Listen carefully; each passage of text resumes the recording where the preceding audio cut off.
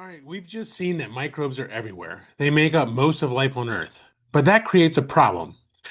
If most life is microscopic and incredibly diverse, how do we organize it? How do we take something we can't even see and turn it into something we can study, compare, and understand?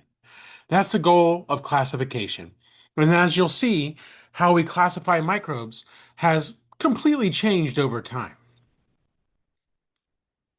By the end of this module, you should be able to compare and contrast methods for classifying microorganisms and distinguish between the three domains of life and explain why viruses are classified separately. At first, scientists did the most natural thing. They classified microbes based on what they could see. Under the microscope, microbes come in different shapes. We've got spheres, rods, spirals, other kinds of spirals, right? Uh, Things that are kind of between a rod and a sphere. And so they just kind of name them these different things. And we see those in the image here. Some move, some don't. Some look complex, others incredibly simple. So early microbiologists grouped them into categories like bacteria, fungi, protozoa, algae. And honestly, this worked to a point. But there was a major problem.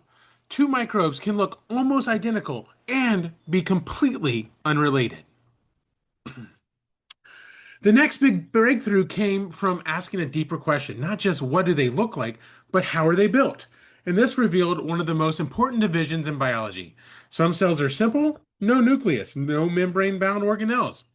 These are prokaryotes. Others are more complex. They have a nucleus, internal compartments. These are eukaryotes that split. That split, prokaryotes versus eukaryote, was huge. It moved classification from surface level traits to internal structures. But even that wasn't the full story. Everything changed once we could read DNA. Now, instead of asking, what does this organism look like, we can ask, what is its genetic code? And in the 1970s, a scientist named Carl Woese used that idea to compare microbes in a new way by looking at ribosomal RNA sequences. And what he found was surprising. Some microbes that looked like bacteria were actually fundamentally different. So different, in fact, that they belonged to an entirely separate group. This led to a new way of organizing life, the three domain system: bacteria, archaea, and eukarya. Bacteria are what we traditionally think of as microbes. Archaea were once classified as bacteria, but genetic differences showed they were something completely different. They often live in extreme environments, but they're also common in soils and oceans.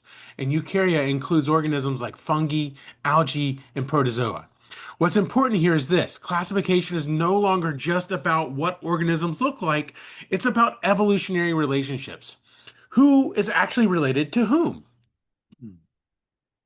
Now, just when things start to feel organized, viruses break the system because viruses aren't cells. They don't grow, they don't metabolize, they don't reproduce on their own. Instead, they hijack the host cells. They're obligate parasites.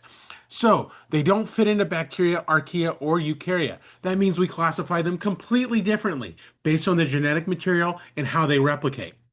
And this is your first hint that biology doesn't always follow clean rules. Today, classification uses multiple lines of evidence. We still consider what microbes look like, how they're structured, but we also include their metabolism, their DNA, the environments they live in, and no single method is enough on its own. So modern microbiology combines all of them to build a more complete picture. So at this point, you might be wondering, why does any of this actually matter? Why spend so much time organizing microbes into groups? Because classification helps us make predictions. If scientists discover a brand new microbe, classification can immediately give clues about how it grows, what it eats, where it lives, and whether it might cause disease. That's because related organisms often share important traits. For example, if we identify a bacterium as part of a group known for nitrogen cycling, that immediately tells us something about its possible role in soil ecosystems. If a newly discovered microbe is closely related to a known pathogen, that can help doctors and researchers understand how dangerous it might be. Classification also helps scientists communicate. Instead of describing every organism from scratch, we can place it into a framework that connects it to everything else we already know. So, classification isn't just about naming organisms, it's about understanding relationships and how those relationships predict how life works. So here's the big picture. Microbial classification has evolved from what we can see to how cells are built, to what DNA tells us about evolution, and that shift from appearance to genetics completely changed biology. Because once we know who microbes are, we can begin to understand what they're doing in the world. Next, we're going to take this one step further and ask not just how we classify microbes, but how we can actually see them. I'll see you in the next lecture. Have a good day.